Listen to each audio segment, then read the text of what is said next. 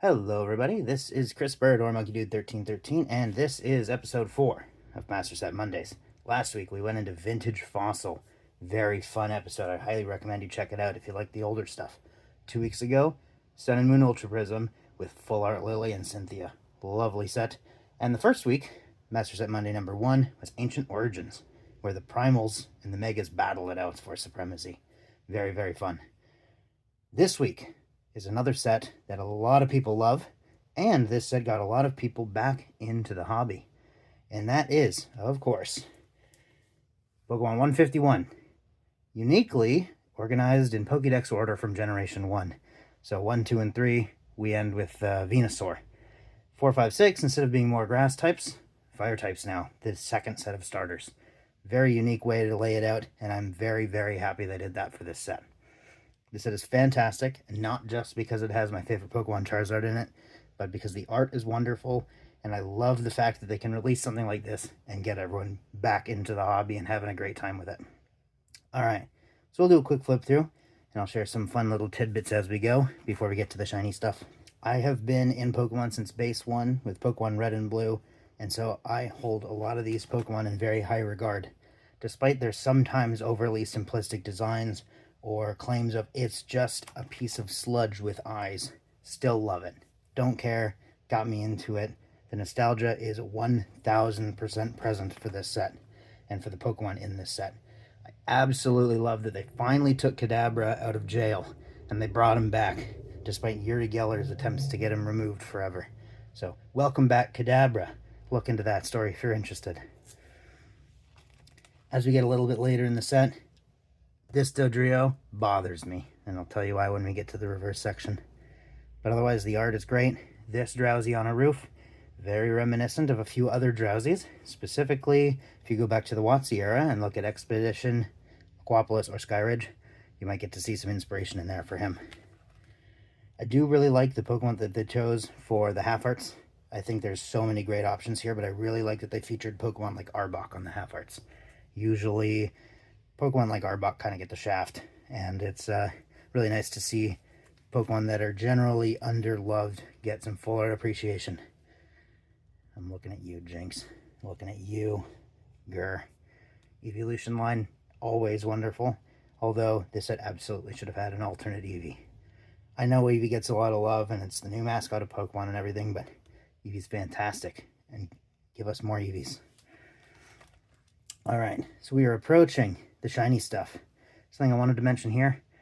I like Mewtwo a lot. I think Mewtwo is very cool. And of course, he was on everyone's Elite Four team back in the day.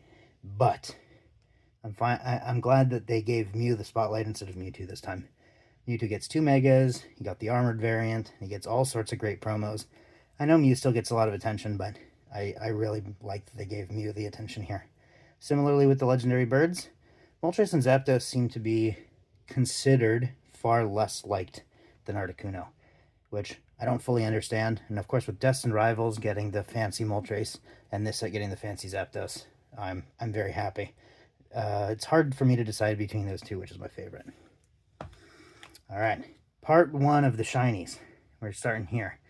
Something that I wish they would have changed along with the ordering of the set, where they did 1 through 151. I wish they would have put the special illustration rares in here with the normal illustration rares. So you could do Bulbasaur, Ivysaur, Venusaur, Charmander, Charmeleon, Charizard. The way they've worked the art together is great. It would just be awesome if we could display it in set order and also like that. But of course, set up your binder however you want to. No big deal. Charmander on the cliff and Charmeleon looking down at him. I really like the dynamic there. Alright, the big reveal. Just kidding. The second biggest reveal from the set. All the wonderful art rares over here. People really, really, really like this Psyduck card. And I am very inclined to agree.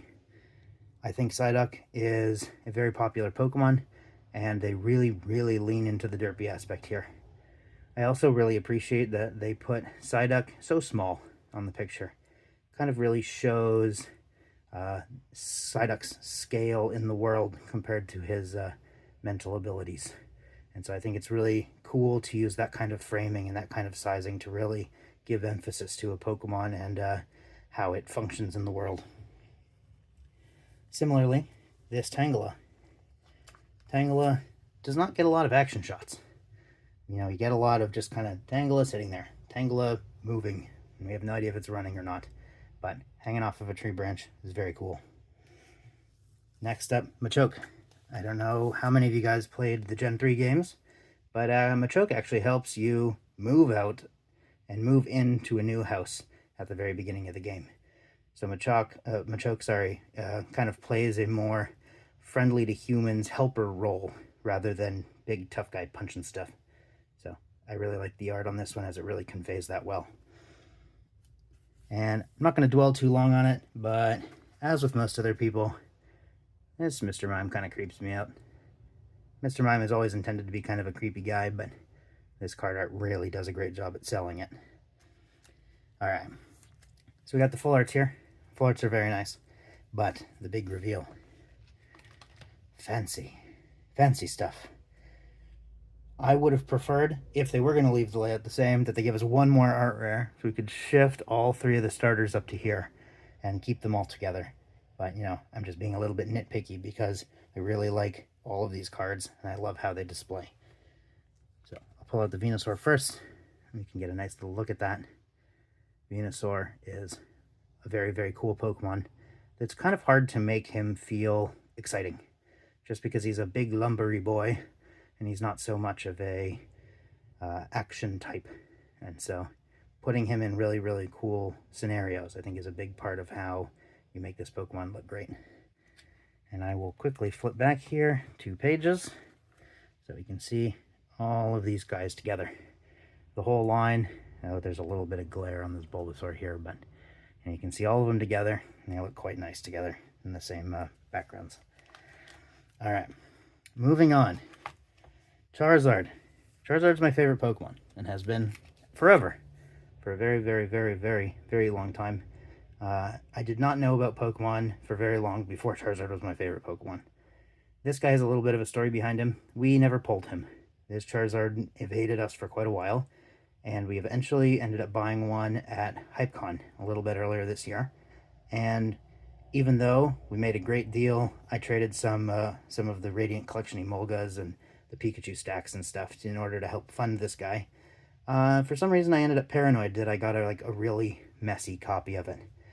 But there's no real issues with it. There's a tiny little white speck back here, but I don't know about the paranoia. No big deal.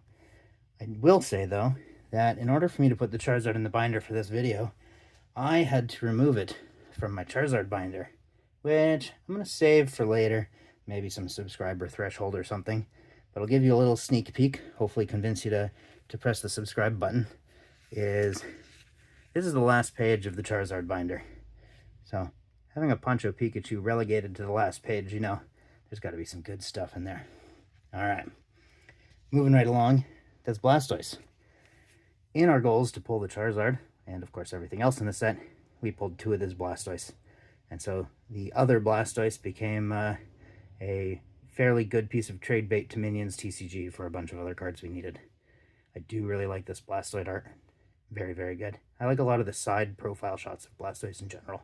You get a good amount of the shell without it being only shell. Alright, this Zapdos, which also features Moltres and Articuno, is very, very high up there with one of my favorite arts of the legendary birds. I know a lot of people really like the stained glass. I know a lot of people just like some of the other arts of these Pokemon, but I really like the action shot of all 3 of them together, even though, of course, Zapdos has his name on the card. There was even a really, really old card, I believe it was a promo, called Articuno and Moltres and Zapdos. Interesting card. Very interesting card. Alright. This Mew, I'm not going to pull him out, but this Mew, very beautiful card. I love how the pink and the gold work together, but this card's actually quite affordable. So if you like Mew, this is a great one to pick up. Alright, Shiny Energies. There's a fun fact about the Shiny Energies from this set. There's actually an error, quote-unquote, print of these energies. And I don't have one, so I'll see if I can get a picture and put it on the screen, but some of the swirls will be extra bold and extra easy to see. And so in the picture you'll probably notice what I mean. And you should look through, see if you have any of those in your collection, rather than just chucking all the extra holo energies in a bin. Because those energies are worth a little bit more. And they also look quite cool in my opinion. Alright, reverses. As I mentioned in the previous videos, we remove all the half hearts and full art spaces and we crunch it all down. So you're going to see obviously that Venusaur, Charizard, and Blastoise are removed. That's just how it goes. So we'll flip through these guys a little bit faster, but I want to bring back up the Dodrio that I was talking about earlier. This guy. Why do I want to bring special attention to Dodrio? Well, Dodrio in this card art, pretty good. I like the derpy hat on the right. The whole appeal of Dodrio in the first place is kind of the Lenny meme, but this was the last card we needed to finish the set. And there were multiple attempts at getting this guy, which failed for different annoying reasons. So when we finally were able to get this Dodrio, we could call the set master setted, and this guy was the last one. Last Dodrio. Alright, so we'll just finish out this set here, taking a quick flip through the reverses. But overall, I really, really like this set. I really like the homage it pays to Gen 1. And I know a lot of people don't like to give Gen 1 so much privilege and so much visibility. But with how many people came back into the hobby just because of Gen 1, I think it really shows how much of an impact it had on a lot of people's appreciation for Pokemon in general. Alright. Make sure to subscribe, like the video, so that you'll be ready for Wishlist Wednesday, which will have another quite tantalizing set that we're only a few cards away from. Which of these cards is your favorite? Which card from this set do you really like? Are you really hunting some of these big guys over here? Or do you have a specific Pokemon that finally got some representation? I know there's a lot of Caterpie fans out there who are just thrilled that Caterpie finally got some special treatment, rather than his legendary collection reverse holo, which was previously one of his most valuable cards. Alright, thank you all for watching, and I'll see you guys Wednesday.